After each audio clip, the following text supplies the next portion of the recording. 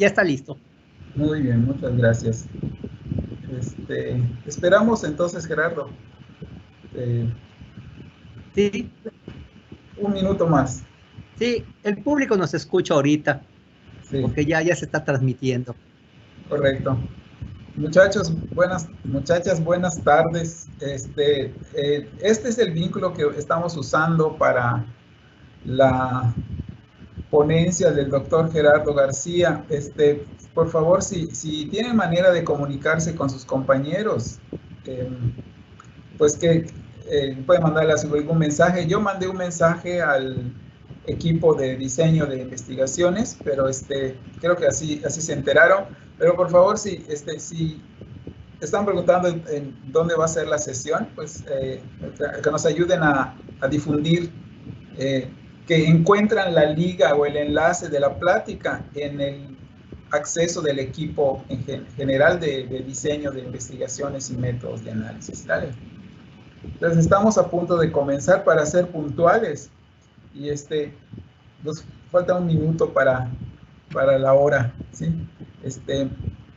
La hora convenida, que es 12:15. ¿Ok?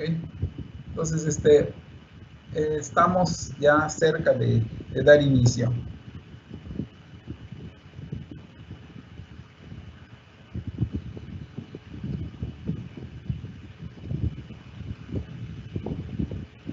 Ahorita ya 7 se conectaron.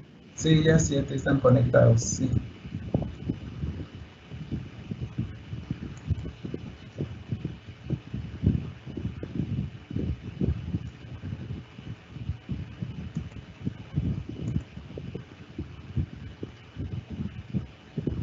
Me voy a mi calendario.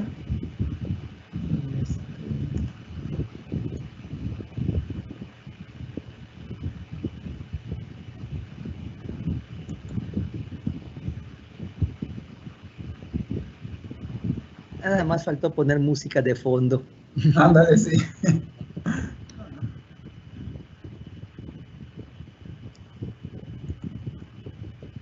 Okay.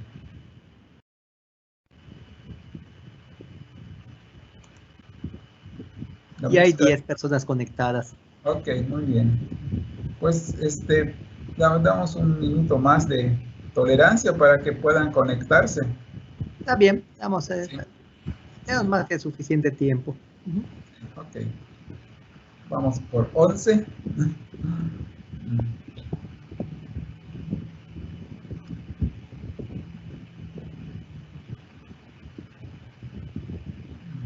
Entonces, Gerardo, esta ponencia se va a grabar, ¿verdad? Además, ¿sí? Se está grabando, efectivamente. Está grabando, correcto. Muy bien. Inclusive estoy considerando, ya ves que te lo voy a pasar, y tengo un canal de YouTube, entonces lo voy a subir a mi canal de YouTube, para que también, correcto. así como están las del coloquio de ecuación, están disponibles en mi canal de YouTube.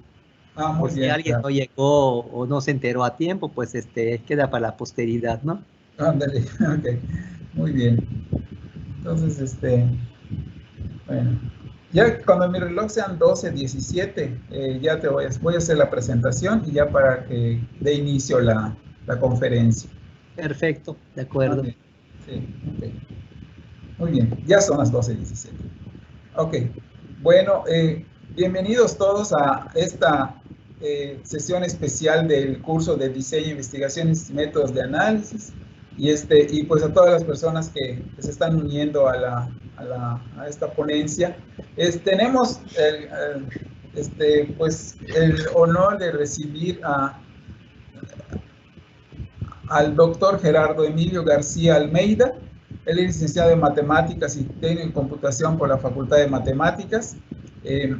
Además, tiene una maestría en Ciencias Matemáticas por la UNAM. Su área de especialidad de la maestría de análisis matemático.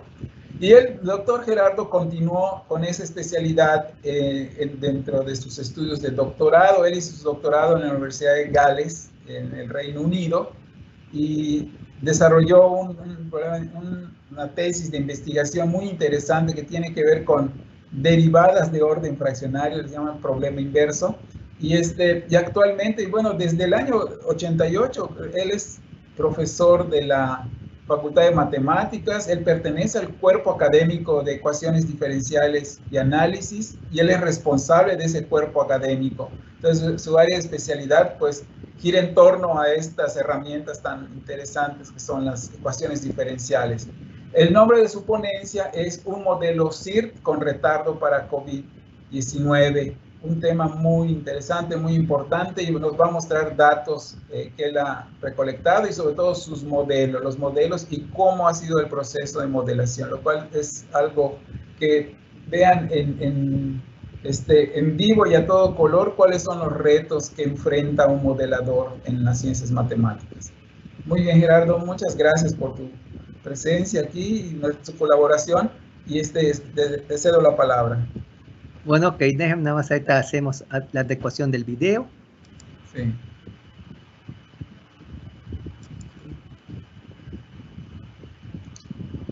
Ok, creo que así ya pueden ver mi imagen en pequeño y el título de la plática. Déjenme darme paso aquí a la presentación para que la pueda ya ver.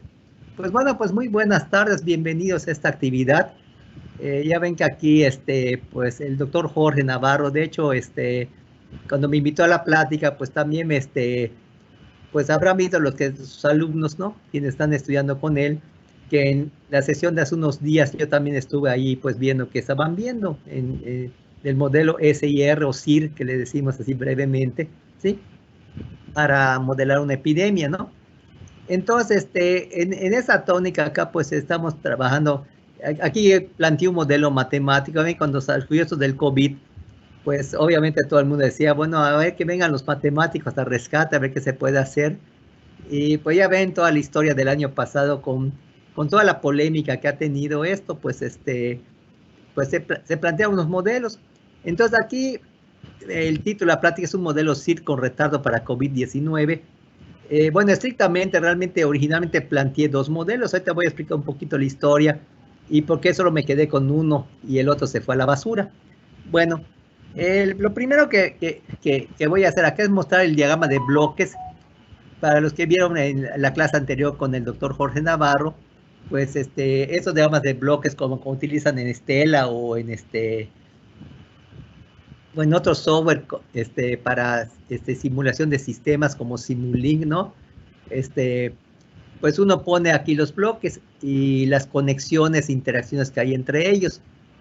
Entonces, los que han visto algún libro de ecuaciones diferenciales enfocado a modelación, pues muchas veces ahí, pues cada cajita representa una subpoblación. O sea, estamos pensando aquí teniendo la subpoblación de México. De hecho, aquí considero dos corridas distintas, una para todo el país, para México, o sea, con los datos como dicen, de la coloquial novela de las 7, la que siempre daba Gatell acá, que da los datos, ¿no? Que bueno, también se puede accesar por un PDF que publica el gobierno federal, y los videos que da el gobierno estatal a las 6 de la tarde de cómo va la cosa aquí en Yucatán, ¿sí?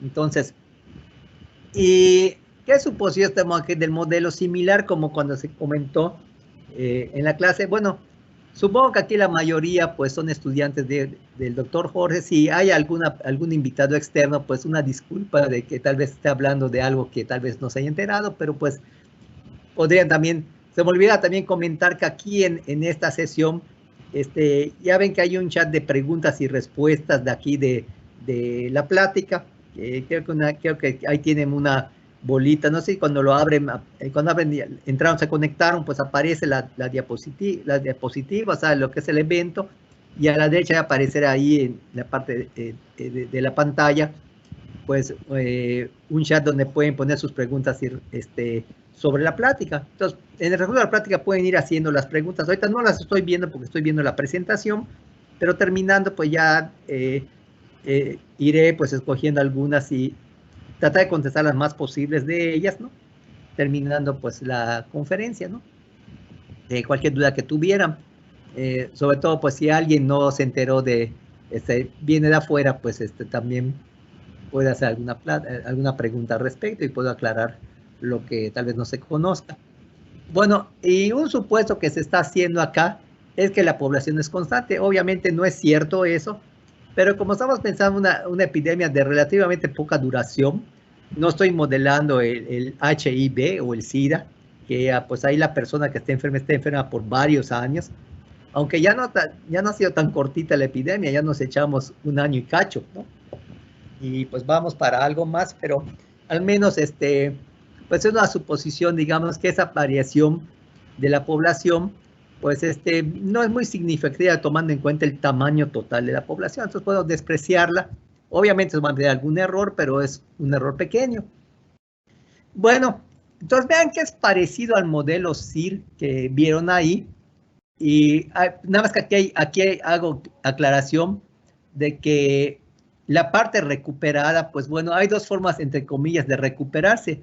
Recuperarse de veras, porque vivas para contarlo, o desgraciadamente si ya no vives para contarlo. Entonces, hay un bloque más que es DDT, que son los deceased en inglés, o sea, los fallecidos, pues le puse D, son las siglas en inglés, ¿no? DDT son los fallecidos. Y pueden ver acá, otro detalle que comentaba es que mis variables están normalizadas.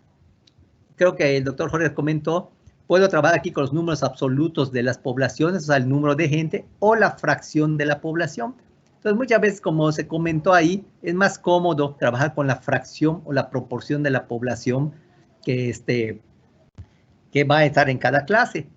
O sea que podríamos decir que la suma de estas 4 variables debe dar igual a 1, que significa el 100%. Y entonces aquí van a estar las flechitas de tránsito. O sea, eso es como también los modelos de soluciones que aparecen, digamos, para los casos de los químicos, ¿no? En que tienen un tanque y que le meten una solución con cierta concentración y extraen solución del tanque y se va mezclando. Y eso, desde el punto de vista, es también un problema de balance.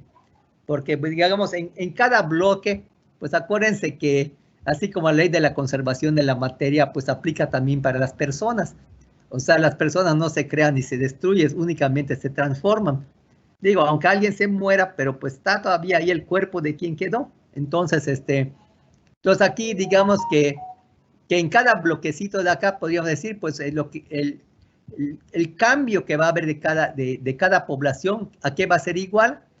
Pues en términos generales sería igual a las entradas que tenga, qué tanto entra al bloque, menos lo que sale.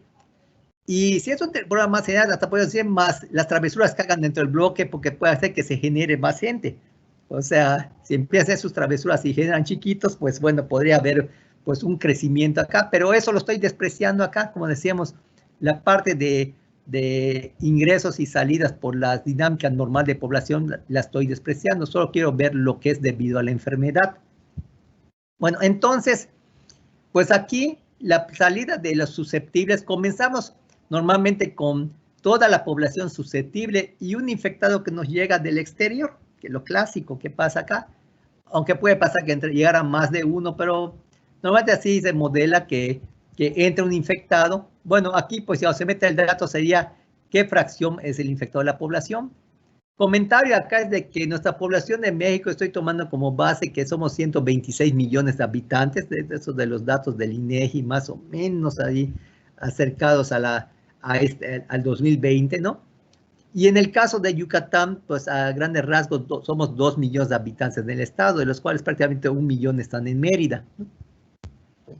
Entonces, pues bueno, aquí de los susceptibles pues van a pasar a la tasa de infectados, pues con esta interacción, como en el modelo que presentaron, que esta beta que decíamos que tiene que ver con la fuerza de infección, de alguna manera está diciendo qué tan fácil se transmite la enfermedad.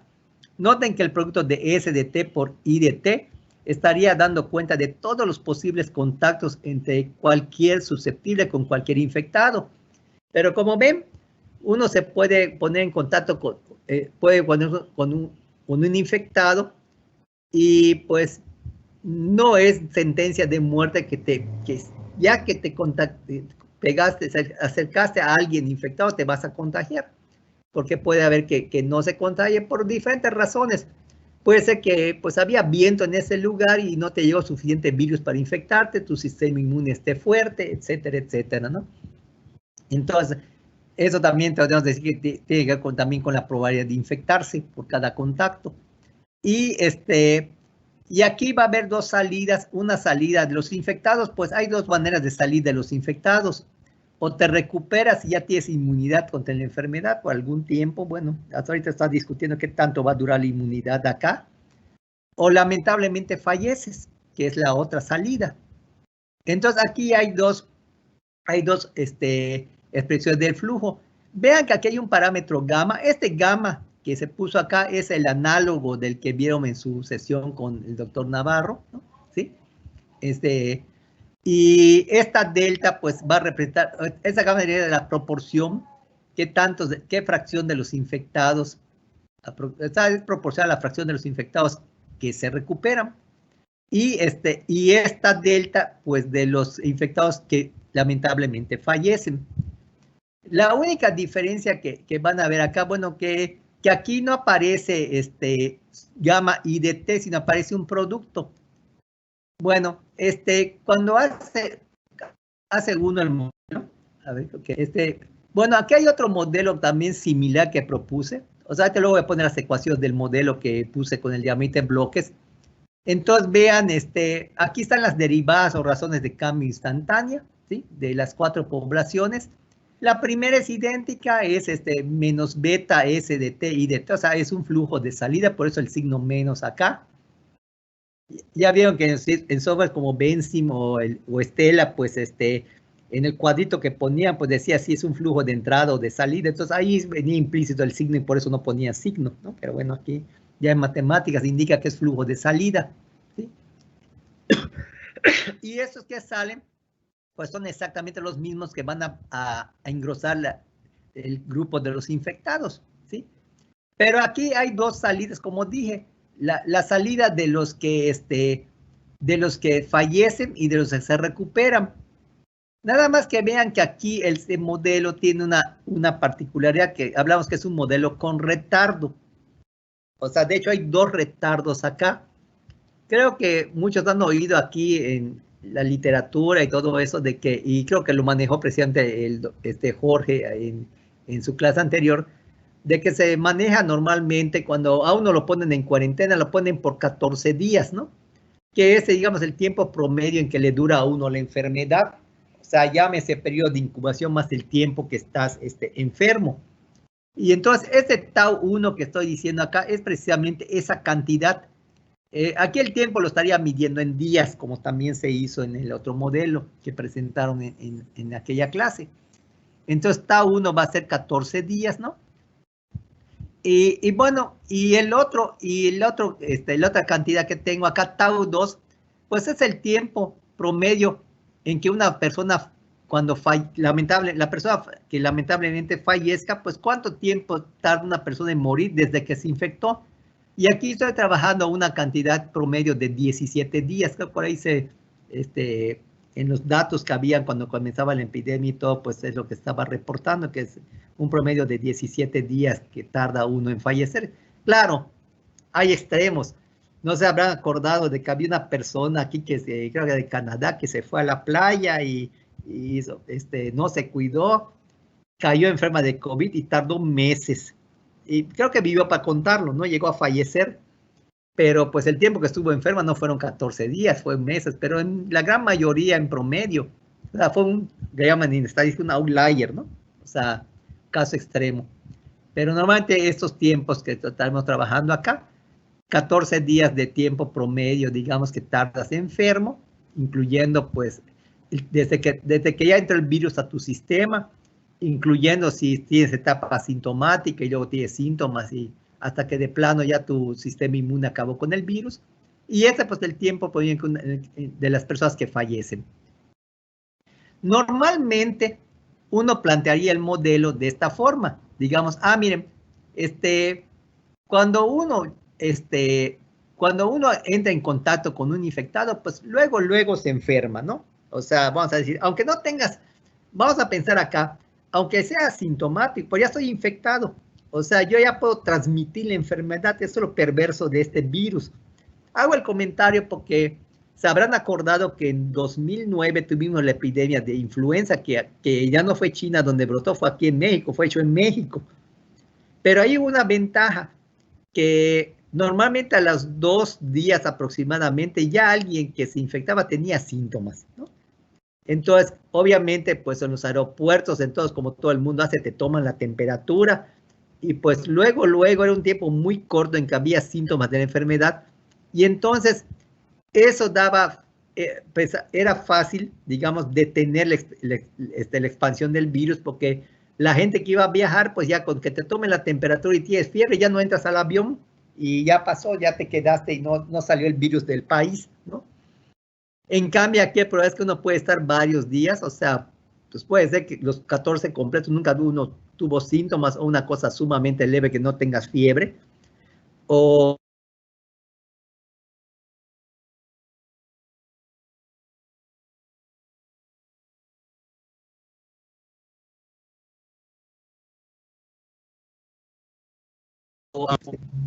entonces, este también es lo de por qué fueron muy diferentes las dos epidemias. O sea, esa se contuvo, como el SARS y otras también similares en años pasados, pero pues esta sí nos pegó a todos, ¿no?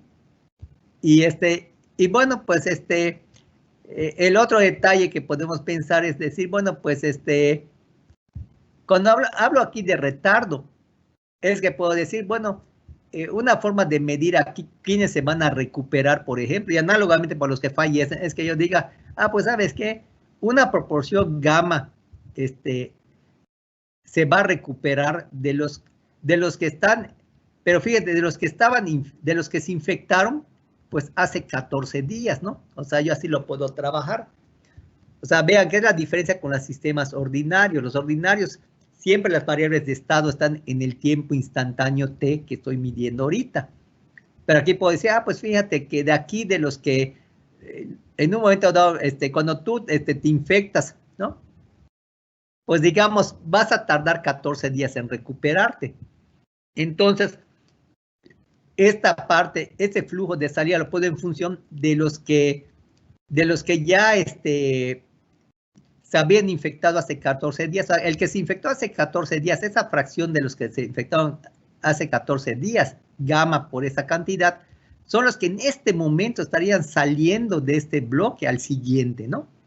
Entonces podríamos pensar que sea gamma por IDT menos tau 1 y similarmente para los fallecidos, delta por IDT menos tau 2. De hecho, ese es el primer intento de plantear el modelo.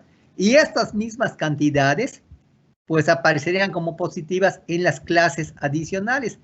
Muchas veces estos modelos, como también el CIR, normalmente uno se queda a trabajar como hizo el doctor Navarro, solo con los infectados, inclusive susceptibles infectados, e ignoramos los recuperados. ¿Por qué? Porque si ya sabemos la dinámica de los susceptibles o los infectados, acuérdense que todos suman el 100%, pues ya sabré cuántos hay de los recuperados. Aquí en este caso también puedo ignorar estos dos, porque una vez que ya tenga las tasas aquí, conozca las poblaciones de S y de I, pues con estas cantidades de acá, puedo yo decir en un momento dado, quiénes van a ser los recuperados y los fallecidos. Vean que en este tipo de modelos, los recuperados y fallecidos solo tienen entrada, no tienen salida. O sea, la persona, pues ya murió, sigue estando muerta, no vuelve a cambiar, no resucita para ser susceptible, ¿no? O sea, no es como los videojuegos, ¿no? Y los recuperados, pues estamos suponiendo aquí que no se vuelven a infectar. Ese es un supuesto del modelo, que puede no cumplirse. Y si no se cumpliera, tendría que poner algún término de salida de acá, una proporción que regresa a ser susceptible. Que es cuando hablamos del CIRS, por ejemplo, otro tipo de modelo. Pero aquí, pues, aparentemente, ya ven cuando ven lo que dice el gobierno estatal, dice, y los que ya se recuperaron dicen, y tanta gente ya se recuperó y ya no pueden contagiar ni están infectados, ¿no? Contagian ni pueden, no se pueden volver a enfermar ni pueden contagiarse. De hecho, lo dicen cada día, lo repiten ahí. Pero eso es cuestionable también. O sea, que eso también puede pensar a dar una idea de cómo refinar el modelo para que sea más cercano a la realidad.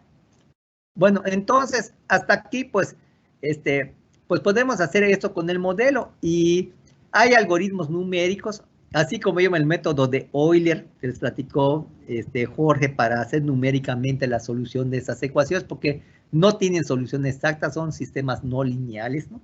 Entonces, esos son desgraciadamente de ecuaciones diferenciales, cuando podemos resolver una, como vemos en su libro de ecuaciones diferenciales, que nos sacamos la lotería. La gran mayoría de las veces no, y entonces se da análisis cualitativo, cómo se comportan las soluciones. O sea, lo que hacemos en matemáticas para estas cosas. Por ejemplo, si hay puntos de equilibrio, o sea, puntos en los cuales no se muevan todo el tiempo, ¿sí? O puntos fijos.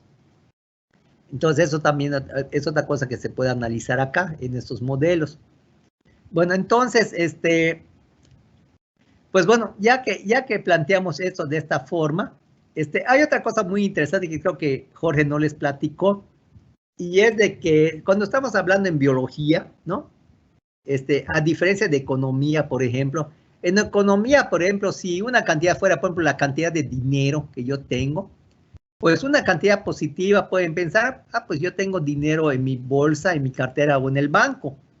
Cero, pues estoy, como dicen, bruja, o sea, estoy quebrado, no tengo nada, pero puedo estar peor, puedo deber dinero. Y entonces, si yo debo dinero, podemos decir que si tengo menos 20 pesos, quiere decir que no solo no tengo, sino que tengo que pagarle 20 pesos a otra persona antes que yo pueda incrementar mi dinero. O sea, tengo una deuda. Pero con los seres vivos no tiene sentido hablar de seres vivos negativos. O sea, ¿qué significaría que yo tenga menos 20 personas enfermas, no? Eso de plano no tiene sentido en biología.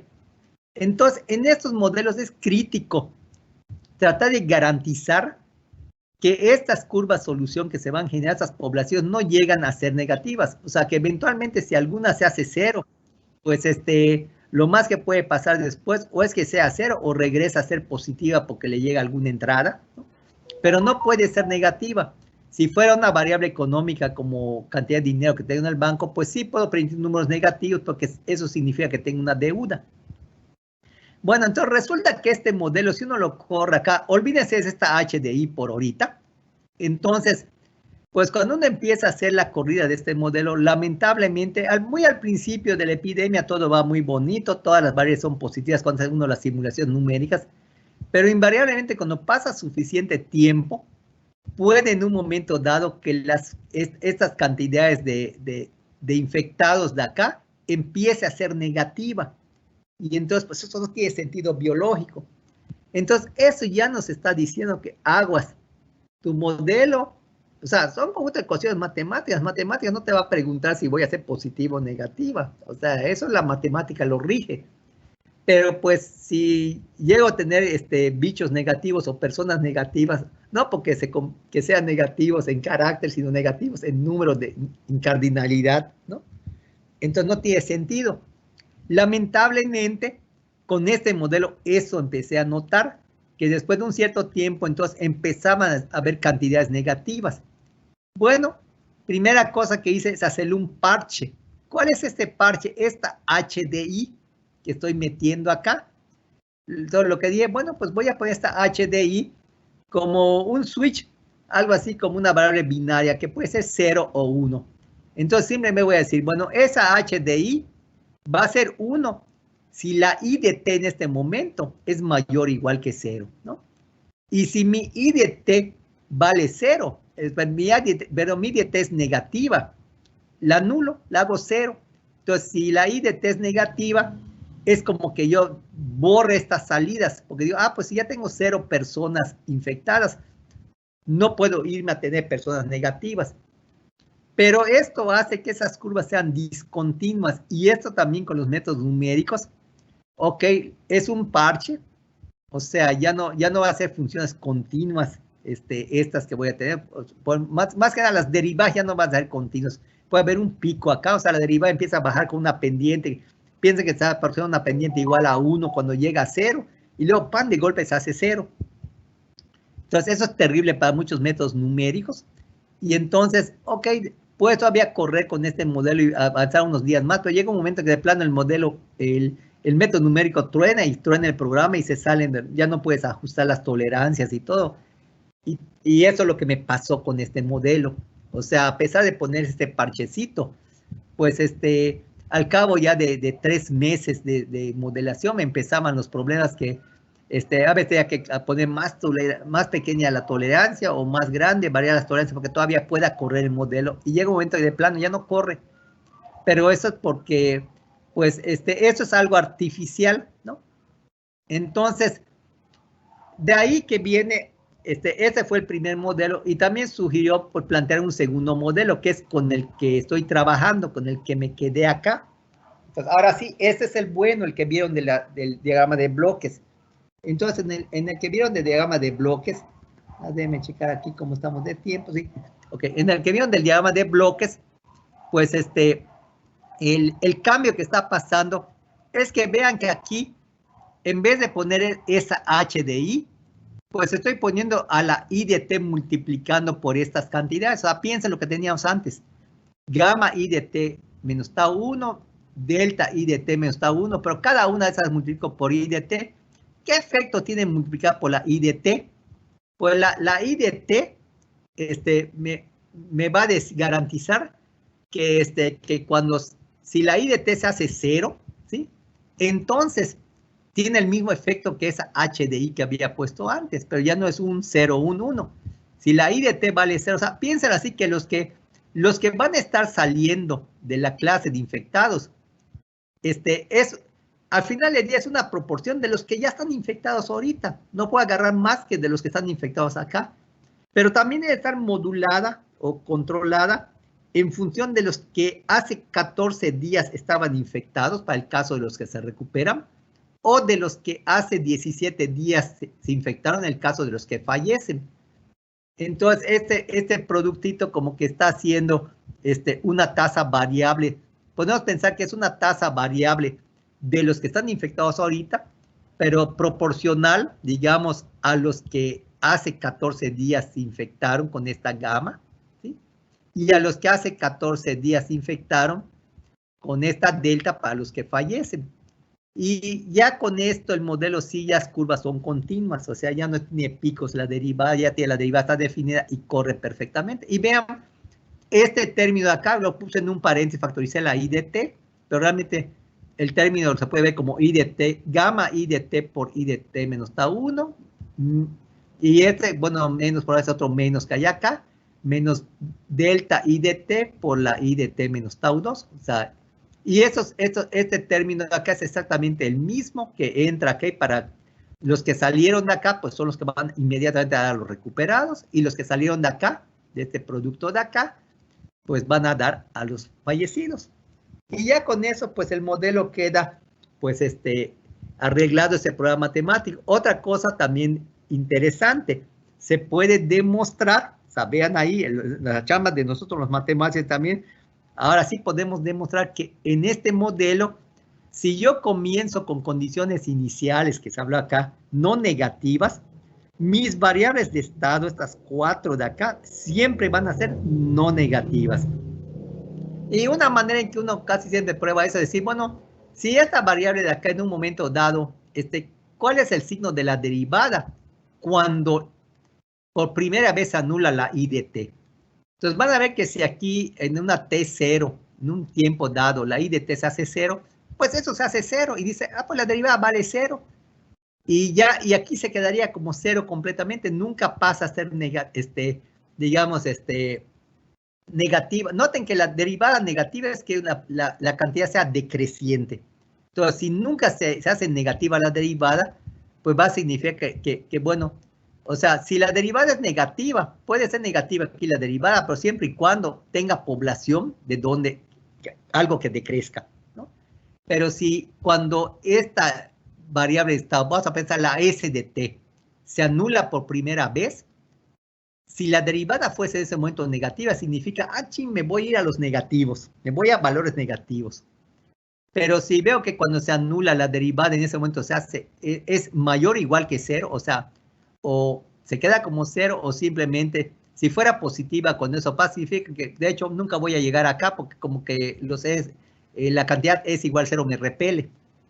Análogamente se puede hacer eso con la I de T, con la R de T, o sea, la primera vez que la I de T se anule, pues si ven aquí esta I de T es un factor de todo, entonces cuando I de T valga 0, todo se muere acá, la derivada también se hace 0 en el primer tiempo que se haga 0.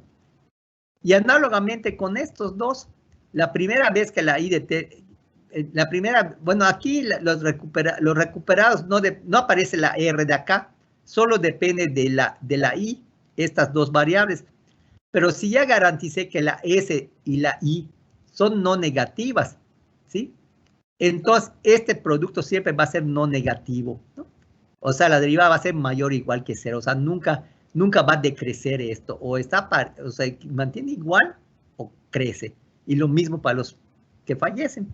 Entonces, vean, eso es un detalle interesante. No lo comentó el doctor Jorge Navarro, pero que lo pueden también ver en su modelo SIR, ese razonamiento, y se puede también probar en ese muy sencillito que lo mismo pasa. Nunca se hacen negativas las poblaciones. Entonces, aguas, por eso ahí es donde entramos los matemáticos. Es la primera chamba que hacemos, es probar esto. Bueno, ahora sí, pues vienen ahorita, pues ya que hablé del modelo, bueno, ya lo que voy a mostrar después van a ser algunas gráficas. Entonces, ¿qué sigue ahorita? Nada más así rápidamente, déjame cómo estamos de tiempo, porque si todavía tengo un poquito de tiempo. Entonces, bueno, estos parámetros. Bueno, aquí los parámetros que trabajamos acá, esta delta la estuve trabajando como un 2%. O sea, ¿se acuerdan aquel caso de los cruceros que estaba en Japón, que lo pusieron en cuarentena porque había gente con COVID? Pues allá era una población encerrada, en donde se pudo hacer pruebas a todo el mundo. Y originalmente se estaba viendo que como que un 2% de la gente fallecía. Y bueno, pues, si yo estoy pensando eso como proporciones, pues el 98% restante tiene que ver con esta gama, que son los que se recuperarían, y el 2% fallece. Entonces, pues ahí puse estos valores tentativos de 0.02 y 0.98 para estas gamas y deltas. Mira que fue un poquito distinto, no lo vi más como en términos del tiempo promedio.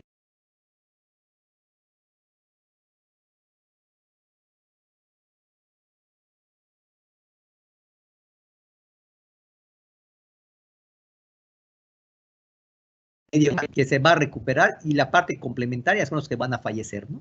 Entonces, también esto se podría luego tratar de hacer un ajuste de parámetros con algunas otras técnicas, ¿no?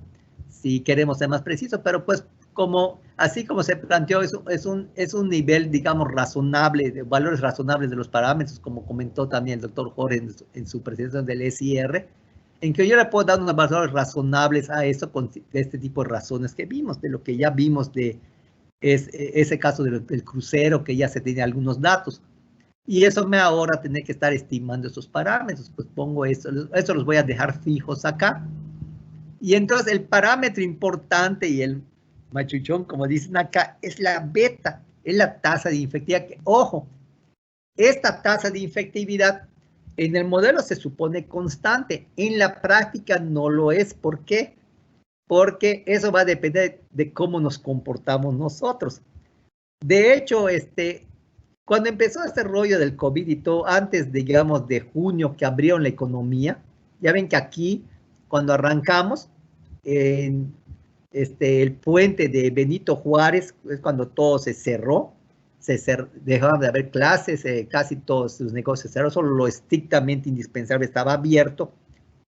O sea, era el famoso semáforo rojo, ¿no? Y entonces, pues esta beta, podríamos considerar que en ese contexto, pues sí fue una medida pues bastante draconiana y restrictiva, pero que ayudó a mantener esta beta más baja de lo que sería si no hubiera ninguna restricción y todos vivíamos la vida loca y alegre.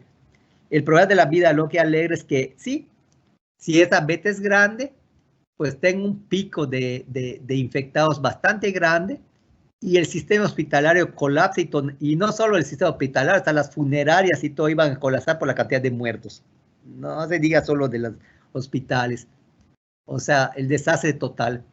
Entonces, haber tomado esa medida hizo que la beta se mantuviera pues relativamente constante y baja por ese tiempo. Y mucha gente quiso también modelos estadísticos. Aquí es un modelo determinístico el que estoy tomando, pero hay otros modelos estadísticos.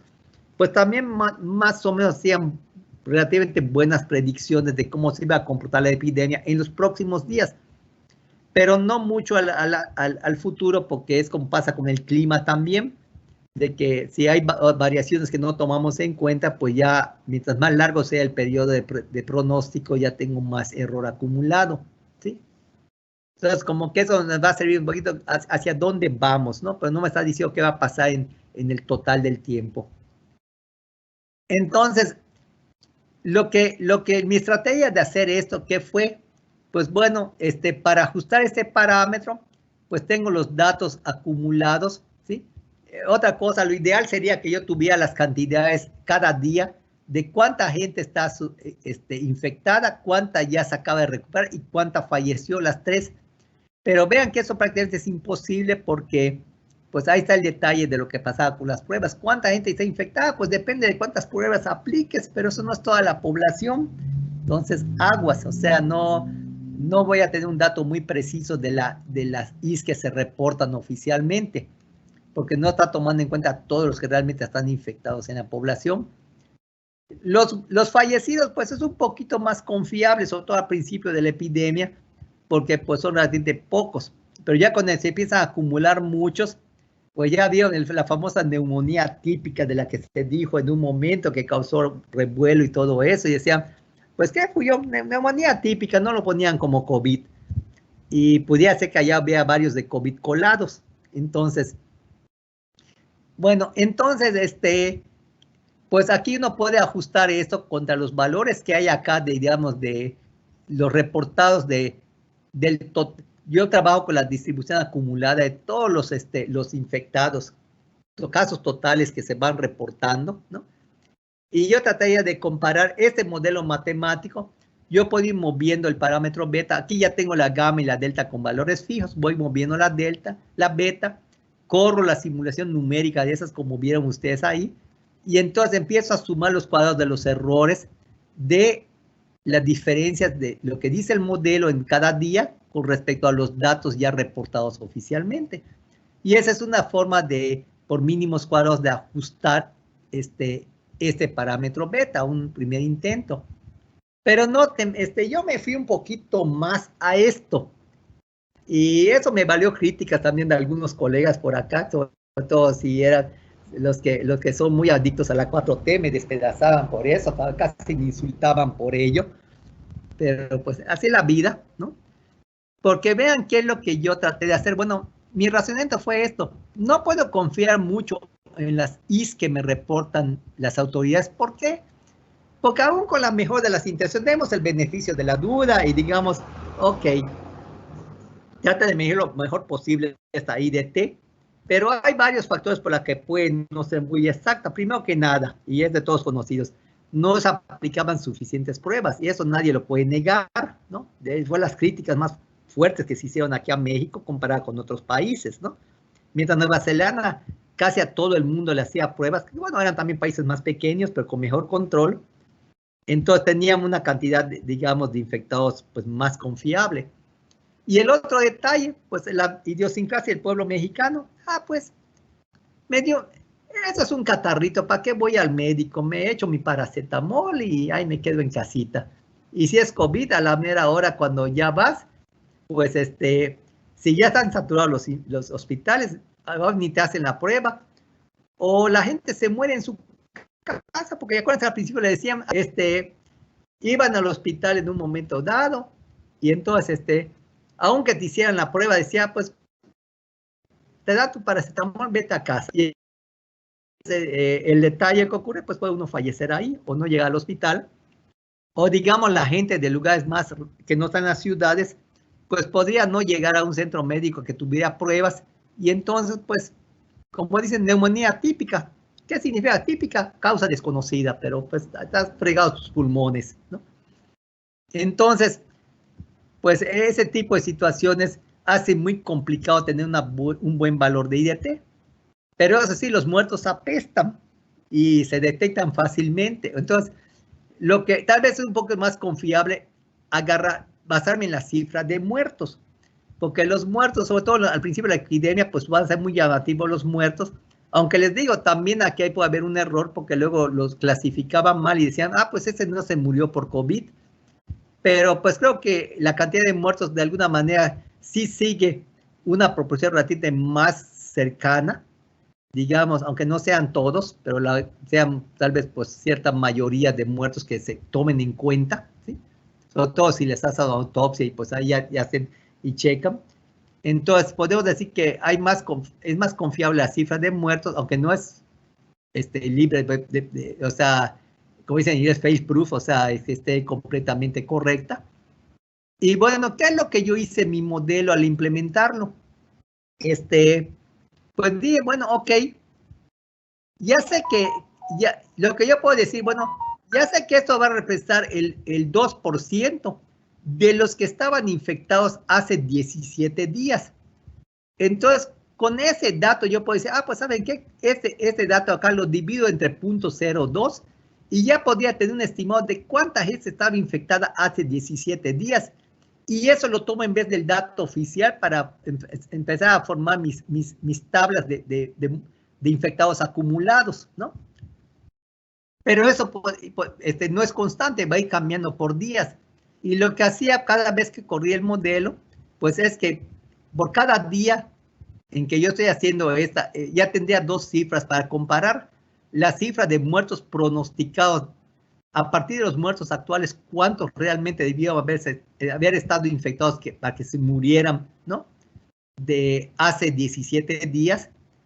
Y también puedo ver qué tan diferente es esta cantidad pronosticada de infectados a partir de los muertos que había en el pasado con los reportados oficialmente. O sea, puedo hacer el cociente de estos infectados pronosticados a partir de los muertos de ahora, que me va a decir, pues por estos muertos tenía que haber infectado, no sé, 100 personas hace 17 días. Pero la cifra oficial me dijo que solo había 10 infectados detectados por pruebas. Pues 100 entre 10 y ya tengo un factor de amplificación de 10, por ejemplo. Pero como eso cambia día por día, pues cada vez que corre el modelo hago un promedio de todos esos para hablar de un factor de amplificación. Y entonces con eso puedo trabajar, en vez de trabajar para hacer el ajuste por mínimos cuadrados con el dato oficial, con el dato pronosticado de los muertos 17 días después de la infección. Entonces, esas medidas van a decir que soy carrionero, ¿no? Porque pues me estoy basando en los muertos, pero pues siento que aquí era un poquito más confiable. Y eso también se publicó en unos artículos en China que usaron esta técnica en China para tratar de hacer pues una mejor estimación de cuánta gente estaba infectada, o sea, no era algo completamente nuevo. Entonces, eso es lo que utilicé para hacer mis modelos. Y ahora sí, creo que puedo, ya que les platiqué de cómo está el rollo y las ideas para hacer la modelación, pues ahora me voy a las gráficas. Bueno, aquí van las gráficas que estoy generando. Estas son las gráficas. Les voy a mostrar cada corrida del modelo genera 7 gráficas, ¿no? Entonces les voy a mostrar las 7 gráficas, ¿sí? Del modelo de México y las 7 de Yucatán en 2 fechas. Primero el 4 de julio de 2020, ¿sí? Y luego el 12 de abril, que fue hace poco, ¿sí? Entonces, vean, les explico la primera gráfica y aquí, ¿qué estoy midiendo? Aquí es el tiempo en días a partir del 2 de marzo de 2020, que es cuando se empezaron a reportar los datos, los primeros casos de México. Entonces, esta curva que están viendo continua es la curva de infectados acumulados pronosticada por el modelo. O sea, cuando hago la solución numérica de las ecuaciones diferenciales y yo sumo acá, digamos, aquí, fíjense que esta curva acá, ¿qué vendría siendo? Sería la suma de los infectados más los recuperados más los fallecidos, porque es el total de la gente que se infectó en algún momento, es la suma de las 3 clases, la I, la R y la D sumadas, ¿no? Que te va a dar el número acumulado de personas que se han infectado, ¿sí? Y esos asterisquitos son los datos que les digo que tomando en cuenta que el 2% de la gente que se infectó hace 17 días se está muriendo ahorita, pues son los que pronostica. Entonces, contra estos datos de acá, estoy haciendo los mínimos. Y vean que sí hay bastante error, no se pega tan bonito a la curva. También noten cómo la curva de acá, pues no se parece como un creciente exponencial, así o sea, tiene más o menos la forma de un creciente exponencial, pero vean sus chipotitos y todo esto. Y ahí viene otro comentario. de repente, y eso noté esto, por ejemplo, hace como unas semanas, de repente, hubo un día que de repente estábamos teniendo en México como un promedio de 400 muertos diarios, y de repente de un día para otro, ¡pam!, 2000 muertos de un día para otro. ¿Qué pasó acá? Y eso también pasaba más aquí en Yucatán. Lo que ocurre es que de repente, como no siempre hacen el diagnóstico o no se diagnostica bien la enfermedad, hay muchos casos que quedan como dudosos y no se reportan. Y ya después que se pasaba un buen rato, le hicieron la prueba, agarran y juntan todos los que había del año pasado y se los cargan un solo día. Y eso le raja el alma a la modelación matemática. Así que eso es también un problema de la captura de los datos. Y los modelos son como las computadoras. Basura entra, basura sale. Si me das datos basura, no esperes obtener nada más que basura.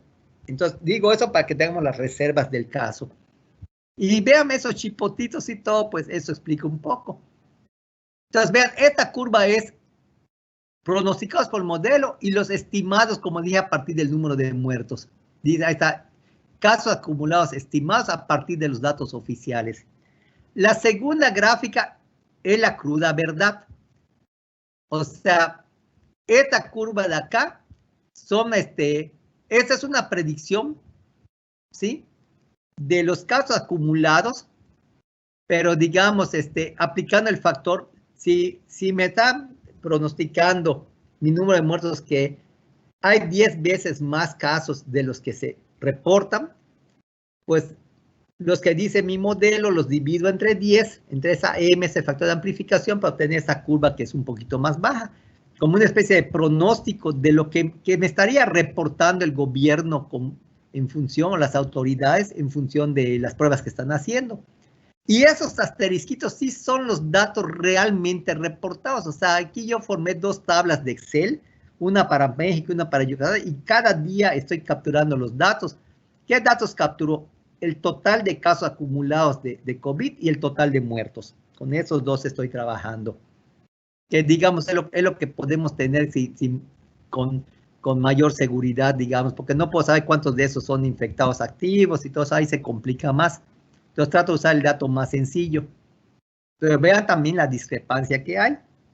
Y ahora sí, después de esto, que esa curva de datos acumulados me sirve para hacer la estimación del parámetro beta, me voy acá a las curvas epidemiológicas, como las que les mostraron ayer en su modelito.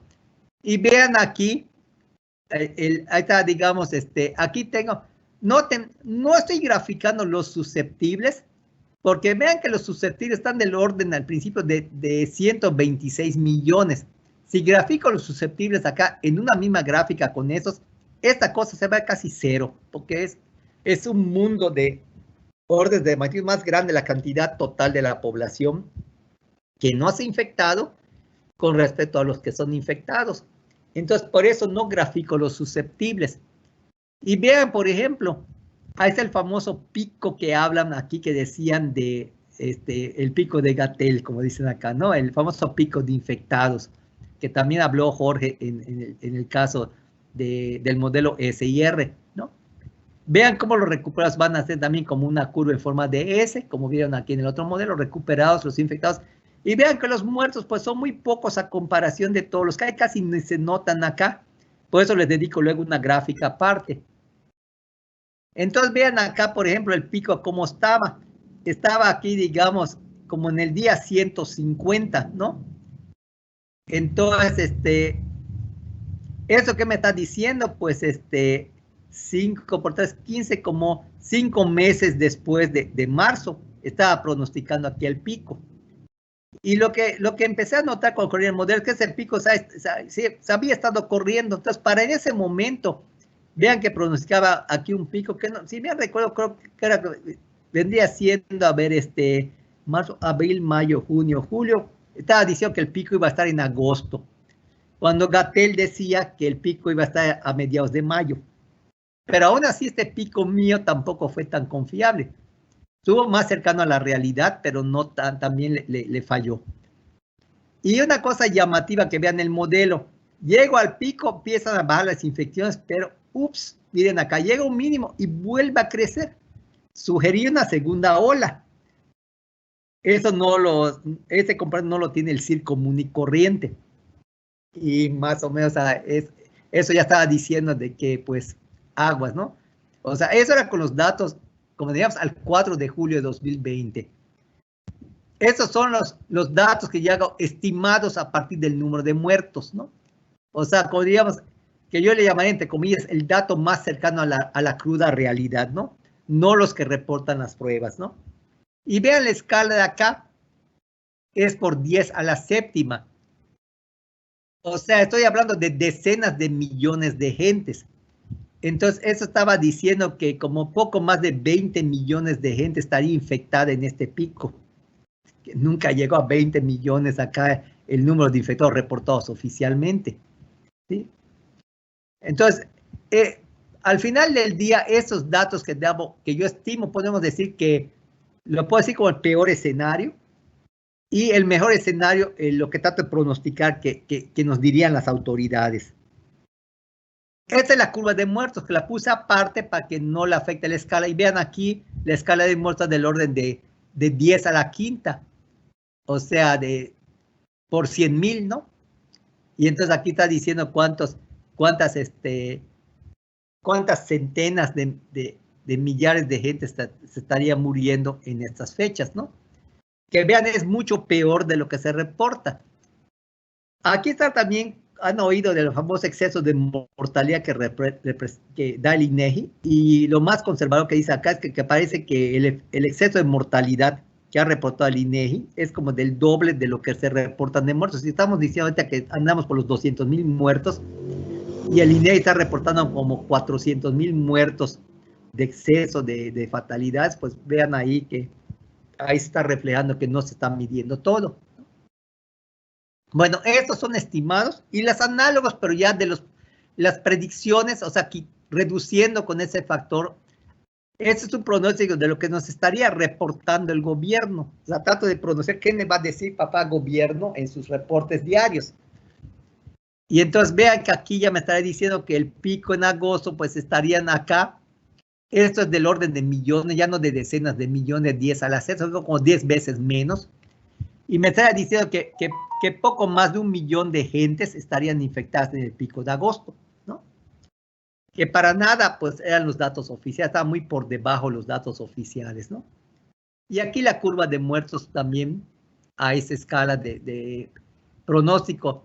Obviamente, este pronóstico que daba acá, por arriba de los muertos que estaban reportando oficialmente.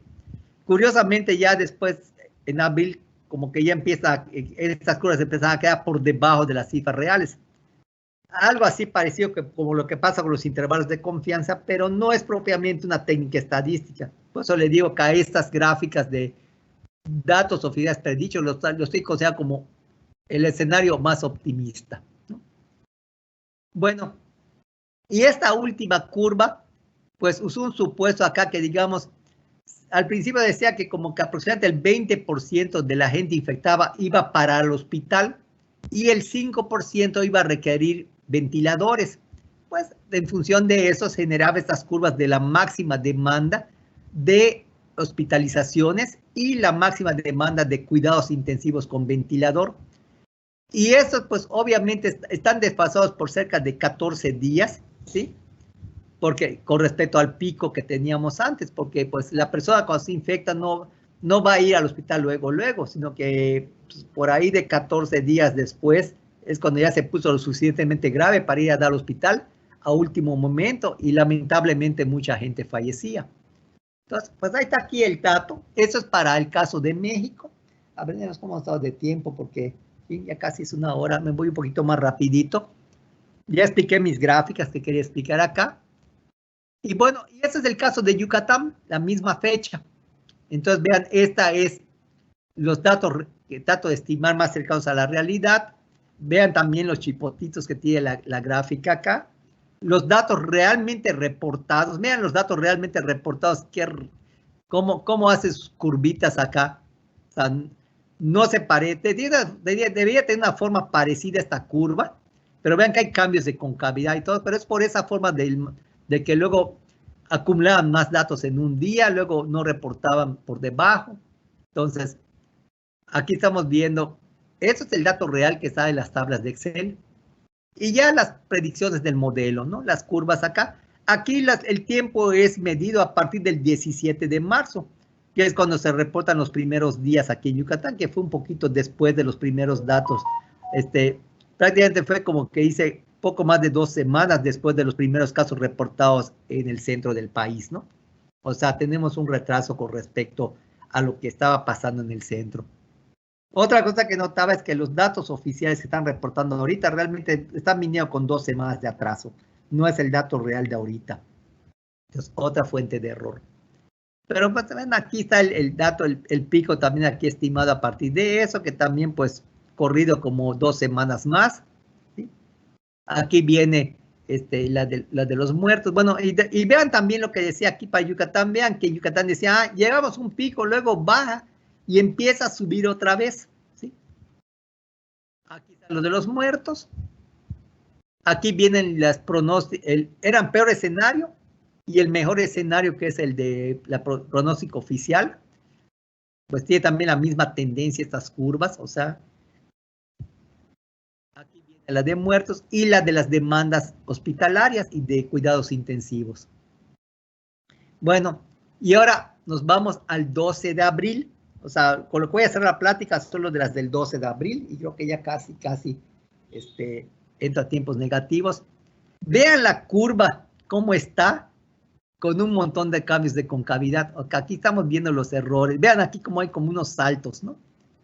Entonces, aquí ya estamos viendo pues la imprecisión de los datos. Los oficiales, igual vean aquí como los oficiales, depende, hay también aquí como un salto, cuando de repente en un día pusieron un montón de casos, ¿no? Y ahí estamos viendo que pues ese es el dato real oficial que está en las tablas. El otro es estimado a partir del oficial. Luego, el pronóstico del modelo. Y vean lo curioso, cómo cambió el comportamiento de la epidemia. Este pico que están viendo acá, pues era como finales de, bueno, eso era como finales de diciembre, perdón. Finales de diciembre para el caso de México, ¿no? Y vean cómo después del pico ya es más bien una meseta. Ya luego ya baja lentamente, ¿sí? Vean que se corrió, porque eso estaba pasando. Y es lo que estamos observando. Bueno, si ven las gráficas del gobierno federal, aparecen 2 picos. Un pico de acumulación en julio, agosto del año pasado, y luego el que hubo ahorita después de las fiestas de diciembre y de Año Nuevo. Y eso está diciendo como que lo peor estuvo acá en fines de diciembre y ya tiende a mejorar muy lentamente. Aquí vienen los de los muertos, ¿sí? Esos son el pronóstico del peor escenario y el mejor escenario acá.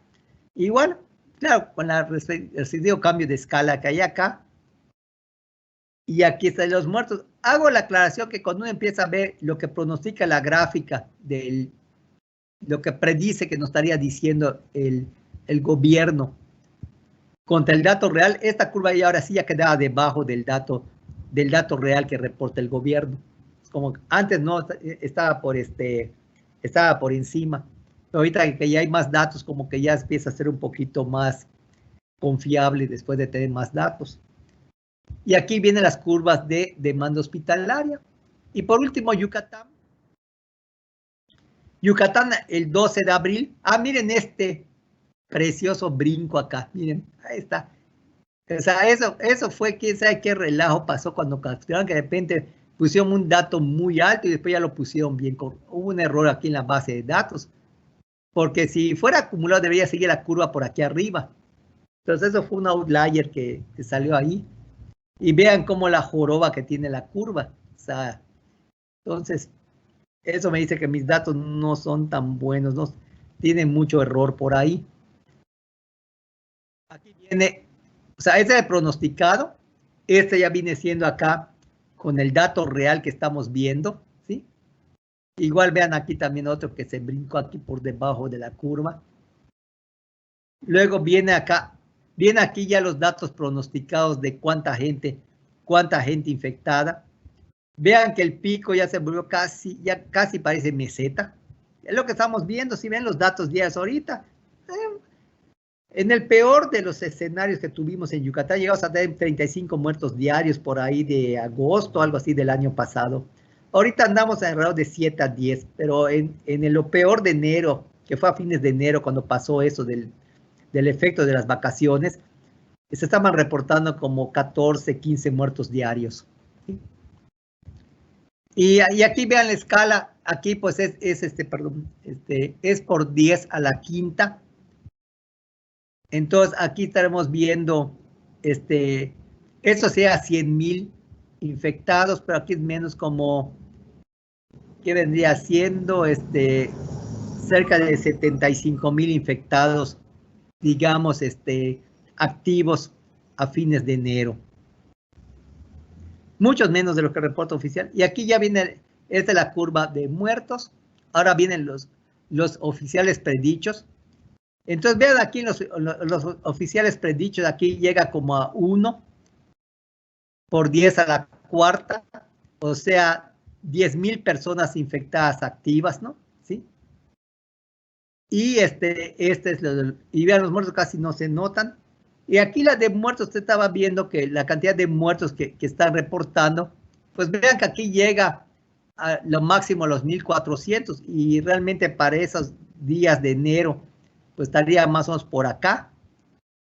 Y ya ahorita andamos, pues ya, ahorita recuerdo, ya estamos casi rayando los 4,000 muertos. O sea que vean que los datos del pronóstico oficial están por arriba del pronóstico que dice el modelo de datos oficiales, pero está por debajo del peor escenario. Y aquí los pronósticos de la demanda hospitalaria. Y bueno, pues básicamente, pues esto es lo que les quería comentar, o sea, cómo planteé mis dos modelos, cómo que me quedé con el segundo, cómo estuve estimando parámetros acá, la técnica acá, y dar dos fotografías que daba el modelo, una, digamos, en el supuesto cerca del primer pico que vimos acá, del escenario que decía más catastrófico en su momento Gatell, ¿no? Que luego después fue superado por el de enero. Y ahorita el más reciente, ahorita para abril, donde se vio también el efecto de las vacaciones. Entonces, déjame cambio de ventana. Bueno, pues eso vendría siendo todo lo que les quería aquí presentar. Muy bien. Vamos acá, 1.22, creo que me pasé un poquito, pero bueno, más o menos ya quedó.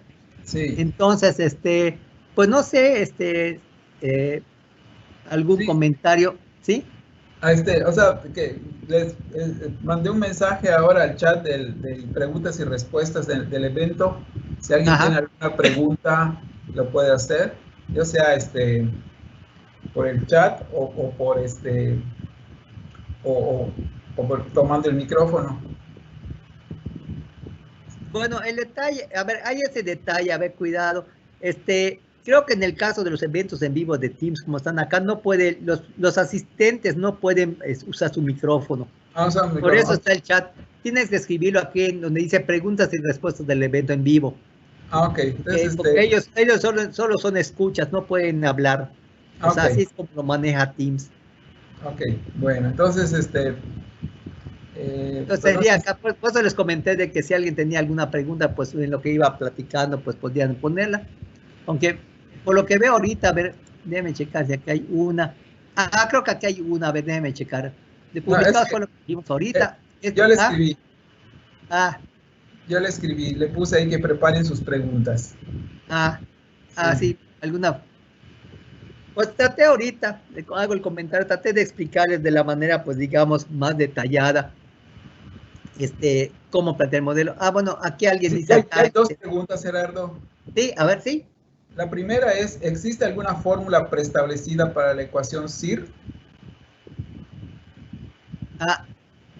Es esta que decía aquí, preestablecida. Bueno, si me están preguntando de alguna fórmula para la solución de las ecuaciones, o sea, las curvas, solución, una expresión matemática, así como dicen, resuelvo por algún método analítico para encontrar la solución, no hay, porque la ecuación es no lineal.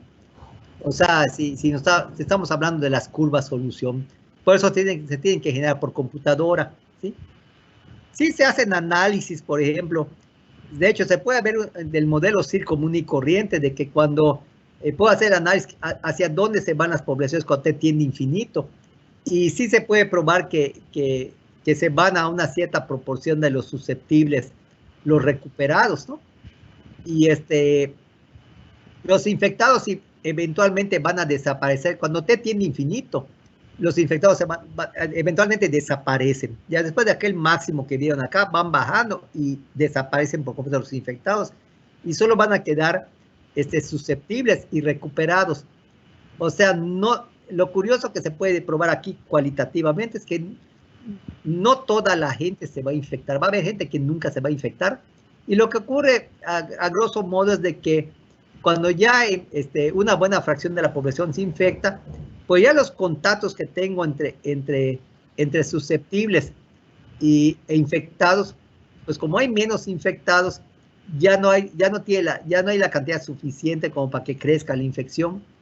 Entonces, eventualmente va a haber gente que nunca se va a infectar. Y eso sí se puede aprobar en el caso del CIR, hablando de alguna forma, por más de comportamiento cualitativo, ¿no? Y creo que aquí hay otra que dice, u otra fórmula establecida para los modelos matemáticos. Como digo, igual no sé si al hablar de formas se refiere a expresiones para las curvas solución. Algo así como cuando yo resuelvo la ecuación de segundo orden, y' más y igual 0, pues puedo demostrar que seno y coseno son curvas solución de esta ecuación diferencial, y que una combinación de C1 por seno de T más C2 coseno de T, donde esas C1 y C2 dependen de las condiciones iniciales. Y ya tengo una formulita para calcular analíticamente la solución. Aquí no. O sea, lo que digo, o sea, te tiene que hacer numéricamente. Entonces, lo que uno hace en matemáticas.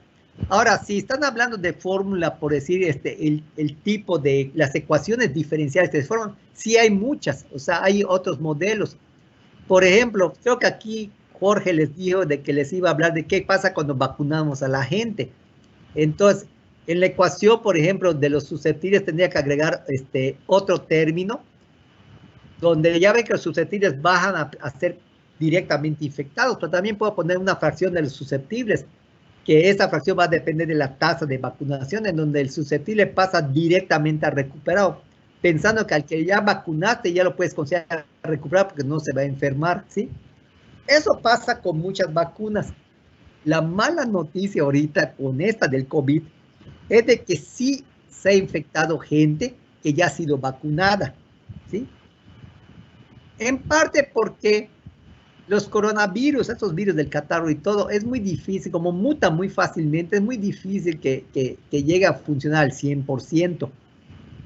Y más que nada, lo único que hace es despertar nuestro sistema inmune para que cree anticuerpos. Y lo que en general va a pasar a hacer la vacuna es de que no va a impedir que nos enfermemos, pero sí que vayamos a dar al hospital o que fallezcamos. En la gran mayoría de las veces, pero ya ven que de repente hay uno que otro caso que alguien que tenga alguna alergia o algo que luego se muera a los 20 minutos de que le ponen la vacuna por un shock anafiláctico o algo de ese estilo. O sea, ha habido casos muy contados, muy pocos, afortunadamente son muy pocos, pero pues es una cierta ruleta rusa que a veces nos jugamos, ¿sí? Pero entonces, pero sí, ese detalle de la vacuna, por ejemplo, si estuviera haciendo un modelo con vacuna del COVID, pues eso que yo diga, ya me vacuné, como dice, mucha gente piensa, ya me vacuné, ya puedo hacer la vida alegre, me quito mi tapabocas, igual, o no, para nada. Hay que seguirse cuidando, es la mala noticia. De hecho, creo que hace algún tiempo oí una noticia que en Puerto Rico había casos. Había que checar también la veracidad de la fuente, porque eso, ya ves que también hay mucha fake news, que hubo algunos casos de gente que ya tenía las 2 dosis y que también fueron a parar al hospital, ¿sí? Entonces, pues eso puede ser también porque la efectividad de las vacunas no es del 100%, ¿sí? Sí. Pero digamos, lo que ahorita se maneja, que podemos decir que posiblemente unos 2 semanas hasta 3 semanas después de la segunda dosis, es cuando uno podría pensar que ya tiene defensas contra el virus y que ya no estaría tanto en riesgo. Problema que puede pasar, que puede que alguien se vacune, pero pues si se infectó cuando fue a hacer el colón para la vacuna, pues se va a infectar y no le va a ayudar mucho la vacuna porque no ha tenido el sistema inmune el suficiente tiempo de crear los anticuerpos. Ese es otro problema que hay. Por eso hay que vacunarnos, no nos exime de seguirnos cuidándonos. Sí. Y así acá, pues, sí. Sí, gracias. Hay otra pregunta. ¿Sí? Es en general. Dice, para establecer un modelo matemático, ¿las variables de estudio forman parte de ella? Efectivamente, esas variables de estudio, ¿sí? O lo que llegamos acá, también le llaman a integrar control variables de estado, ¿no? Por ejemplo, aquí, ¿cuáles son mis variables de estudio o de estado acá? Pues fueron la S, I, la R y la D, las clases en que yo divido a la población. Por ejemplo, hay modelos más elaborados, ¿sí? En que yo puedo tener otra fase que pueden decir, bueno, hay otras en que puede haber una clase más que llaman un modelo donde aparece una clase E, que es la clase expuesta, en que digas, bueno, puede haber que yo distinga entre la gente que tiene síntomas y no tiene síntomas de los infectados, y entonces ya sería un modelo CEIR, por ejemplo, ¿no? Donde el expuesto, vamos a decir, es aquella persona que ya se infectó, pero no tiene síntomas, un asintomático, por ejemplo, ¿no? Aquí yo estoy distinguiendo entre asintomáticos y sintomáticos porque todos contagian por igual. Pero hay casos de enfermedades en que la persona tiene un periodo de incubación en que está asintomático, pero no contagia. Entonces, pues ahí sí es conveniente ponerlo en una clase adicional y eso modifica las ecuaciones. También puedo poner, pues, como diríamos acá, aquí podría decir, como el caso del comportamiento del COVID, hay ejemplos de vacuna como la de la viruela, el sarampión y otras, de que una vez que te vacunas ya prácticamente no te enfermas o te da una forma sumamente leve de la enfermedad. Entonces tú puedes como decir, la fracción que ya vacunes se va directamente a recuperados, ¿sí? Pero por ejemplo, en el caso del COVID tal vez podría ser conveniente poner una clase B de vacunados. ¿Por qué? Porque sabemos que los vacunados, una parte de ellos puede también presentar la enfermedad. Entonces, hay muchos modelos matemáticos. Esos son, digamos, la punta de las veces. Y puede ser tan complicados en que, por ejemplo, en el caso del HIV, del SIDA, pues uno puede hablar de las clases que se infectan y puede decir la gente homosexual que tiene hombre con hombre que tienen sexo o los que usan drogas y se les puede poner las etiquetas de las subclases de los que tienen sexo homosexual, los que tienen uso de drogas, como también otros compartimientos, serían otras variables de estado que habría y pueden tener muchas ecuaciones diferenciales, ser mucho más complicados. Este es un modelo realmente sencillito, aún así pues nos da fíjense, lo que yo les digo, lo que rescate mi modelo no puedo decir que me va a decir exactamente qué va a pasar, no es una bola de cristal, pero me puede decir más o menos la tendencia, que más o menos cómo se va a comportar la cantidad de gente que se esté infectando. Y siendo que en ese contexto, pues ha reportado la tendencia como vemos ahorita que andamos como en una meseta. Por cierto, ayer que dio el semáforo epidemiológico, ¿se acuerdan de la famosa R0 que dijo Jorge acá del número de reproducción básico? También hay uno que le llaman la RT, que es análogo al R0, pero no usando la población inicial susceptible, sino la población susceptible en el tiempo en que yo estoy. Entonces, esa R va a variar según las restricciones que hayan, el comportamiento de la gente, los contactos y todo. Y me llamó la atención que casi todo el tiempo ha estado arriba del 1. Acuérdense que cuando estaba arriba del 1 es que hay epidemia. Pero andaba cerca del 1, 1.05, 1.07. Ayer de repente, 0.96. Y ya pasamos a semáforo amarillo. Eso también es un criterio porque pudiera haber puesto que pasemos a semáforo amarillo. Pero realmente, como estamos muy cerca del 1, ¿sí? Yo siento que aquí también las campañas políticas pesan mucho para que relajen el semáforo. Entonces, lamentablemente lo que veo, vamos a ver si mi modelo lo confirma, es que después de todas estas campañas y elecciones vamos a tener otro repunte Tal vez no tan grave, depende, porque también si una buena parte de la población ya se infectó, tal vez ya no sea tan marcado como los anteriores, a menos que empieza así con una nueva variante del virus y eso ya es otro cuento, ¿no? Sí. Entonces, Ok, no sé si sí. eso más o menos responde a las preguntas. Estoy hablando en general de que puede ser modelos puede haber más variables de estado. De hecho, en un modelo matemático tengo que analizar qué cantidades están en juego, cuáles son constantes, cuáles son variables, ¿no? Y hay muchas veces que en un modelo, pues muchas cosas voy a despreciar porque es muy compleja la realidad y veo lo que sea más representativo que consideras por alguna información que yo tenga, que tenga que ver con lo que estoy modelando y eso le voy a seguir un seguimiento muy preciso, como aquí decimos las poblaciones y las diferentes clases, ¿no? Que son nuestras variables de estudio. Y variables de control podría ser, pues, si yo vacuno o no vacuno, si yo hago técnicas de aislamiento, o sea, restricciones de movilidad, esas serían variables de control. O sea, eso de alguna manera se puede decir que estarían afectando algunos parámetros y a estos parámetros se podrían llamar parámetros de control. Sí. Gerardo, bueno, sería ya una última pregunta para no, para no alargarnos, bueno, sobre todo pues a la 1:30 termina la sesión, ¿no? Pero ha sido Sí. muy fructífera la plática tuya, mucha información interesantísima. Hay una pregunta que tiene que ver con, nada más ya para terminar, porque hay unas que están relacionadas con la respuesta, ya diste la respuesta con relación a las vacunas, ¿no? Pero hay una que Sí. dice, ¿puede haber más muertos que infectados en la gráfica? Esa es una Bueno, pregunta. para checar eso habría que tratar de probarlo matemáticamente. Al menos ahorita en todas las corridas que hemos visto, pues los muertos están, la cantidad de muertos está por debajo de los infectados. Pero aquí la cuestión es qué tipo de infectados. Podríamos pensar en un momento de infectados activos. O sea, cuando digo infectado activo es la gente que en ese momento transmite la enfermedad, sea asintomático o no. Y entonces, pues nada me impide que en un momento dado, pues pudiera haber más muertos que los infectados activos. Sobre todo, digamos, si la gráfica, el número de infectados empieza a irse rápidamente a cero, pues fíjense que en un momento dado, un infectado, digamos, apenas que pensemos acá, cómo está el modelo. Realmente la persona que fallece un tiempo después de estar infectado. Acuérdense que tenemos el retardo acá. Entonces, si en un momento dado los infectados bajan bastante, esos infectados van a tener que ver con los muertos que va a haber 17 días después. Y acuérdense que es una fracción menor que el total.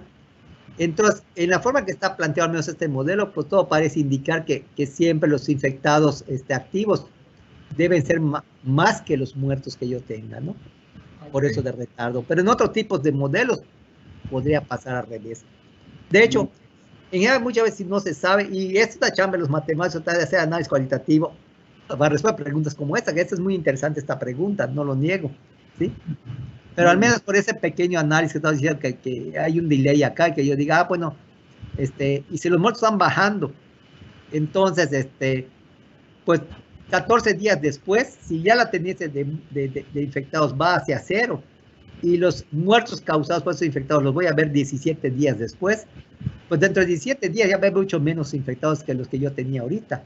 Entonces, al menos este modelo parece que no va a ser el caso. ¿Sí? Muy bien, muchas gracias.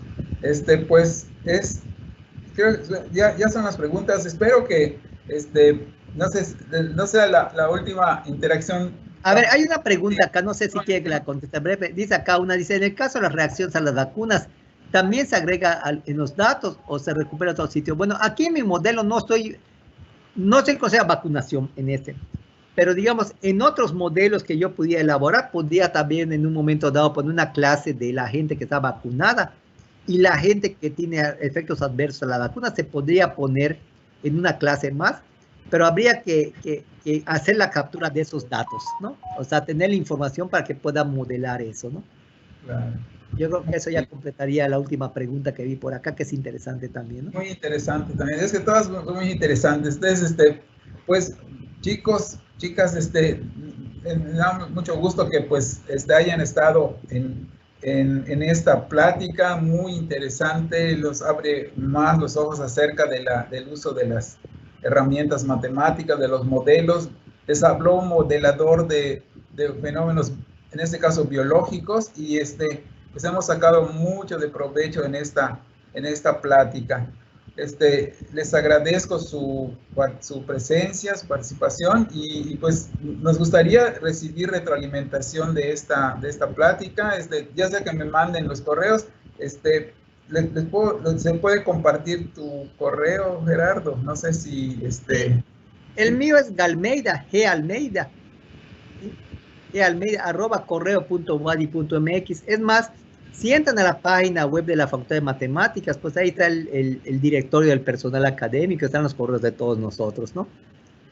Y con mucho gusto les puedo contestar acá. Y les digo, eso de modelar es también un arte. O sea, no es algo así hecho a rajatabla. Y les digo, el modelo no es exactamente la realidad, es una representación de la realidad. Mientras más cercano a la realidad es un modelo, es más complicado y lamentablemente matemáticamente más intratable. O sea, esa es la mala noticia. El otro comentario que tal vez no hice acá, que tal vez lo hice en la clase de Jorge, es de que lo perverso de la pandemia, mientras mejor controle la pandemia por técnicas de aislamiento y todo, más larga es la epidemia y el daño económico también. Por eso es que también, pues, en un momento se tiene que abrir la economía, porque entonces sale peor el remedio que la enfermedad, porque ahí el daño económico tampoco es trivial. Entonces, el gobierno en realidad no es un papel fácil, tiene en un momento que hacer un control de daños, o sea, hacer un compromiso y minimizar los daños por ambas partes. Daño de salud por los muertos por la enfermedad y daño económico causado por las medidas para controlar la epidemia. Entonces, y es lo que se trata de hacer con los semáforos y todo. Pero claro, pues también, pues hay, en muchos casos la presión es económica de la gente que tiene, por ejemplo, un local de fiesta que de eso vive, pues ya muchos ya tronaron porque pues no puede hacer fiestas porque, pues, por evitar la enfermedad, pero ya me tomó mi fuente de empleo. Los cines, por ejemplo, altamente afectados. Por ejemplo, a mí, por ejemplo, que me digan, oye, ya están abiertos 50%, yo no voy al cine. ¿Por qué? Porque sé que es un lugar cerrado. Y lo importante acá, si hay un sitio cerrado, tendría que tener una excelente ventilación porque el virus se transmite por aire. Entonces, mientras no se pueda garantizar una buena ventilación, mejor no voy. O sea, yo lo digo como persona. Habrá gente que esté dispuesta a tener más riesgo. Tal vez la gente que más tiene que trabajar y está en lugar cerrado, pues no tiene un riesgo mayor que los que tenemos la fortuna de todavía trabajar aislados en nuestras casas. Pero ese es el otro detalle. Aquí es muy importante. Por ejemplo, cuando alguien va a la playa, a un lugar o a un parque, es menos el riesgo de contagio. ¿Por qué? Porque no es lugar cerrado, está circulando el aire. Entonces, la cantidad de virus que pudiera respirar otra persona es muy poca. En cambio, vas a una fiesta con tus familiares y todo, pues está todo el mundo encerrado. Allá estás tocando las cosas, la comida y todo, pues ahí hay un riesgo enorme. Y lo vimos ahorita con el efecto de las vacaciones de diciembre y el pico que hubo después. Entonces, hay algunas cuestiones de sentido común, pero pues eso digo que hay que analizar bien por lo que estamos haciendo y tratar de minimizar los riesgos a los que nos exponemos en la medida de lo posible. Pues muchas gracias, Gerardo, muy amable por tus aportaciones, y estamos en contacto, y que no sea la última vez. Nos gustaría que nos siguieras ilustrando con tus pues tu conocimiento, eres experto en el área, ¿no? Muchas gracias. Con mucho gusto. Y comento también, y no solo en esto, también en energías renovables.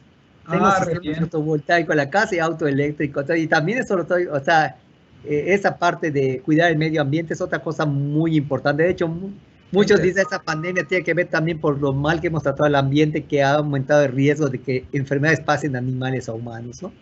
Exactamente. Entonces, también en ese aspecto, pues trato ahí de aplicar la matemática. Sí, lo anotamos para que en un futuro nos puedas dar una contribución más. Muy amable y muchas gracias. Estamos en contacto. Sí. Hasta luego, chicos. Nos vemos entonces. Pues está bien, gracias a todos. Entonces yo creo que ya procedería ahorita pues aquí a cerrar el evento de Teams, ¿no? Sí. Y entonces, comento, a rato que ya salga el video, pues te lo paso a ti, Jorge, ¿no? Y entonces ya si lo quieres compartir con tus estudiantes. Yo tengo un canal de YouTube donde pongo al video, los del coloquio de ecuaciones que hubo en diciembre pasado. Hay prácticas muy interesantes de investigación. El que quiera ver más sobre ecuaciones diferenciales y le guste la mala vida, les invito a ir a mi canal de YouTube. Les voy a pasar a Jorge la dirección de mi canal de YouTube, donde están las sesiones de pláticas de toda esa parte de moderación con biomatemáticas, sobre todo de epidemias y todo eso, ya con la parte matemática gruesa de puntos de equilibrio y todo, para que vean qué hacemos los matemáticos, ¿no? Están cordialmente invitados, o sea, está en la página de la facultad, creo que también hay una liga donde todavía está viva la página de ahí, pero también los tengo en mi canal de YouTube por si falla, porque a veces de repente se cae la página, pues bueno, en la de YouTube también la pueden consultar. Le voy a pasar los datos a Jorge para que después los comparta con ustedes. Muy bien, muchas gracias. Bueno, y ahora sí ya me despido y pues ya cierro la sesión. Muy bien, hasta luego. Hasta luego y gracias a todos. Gracias.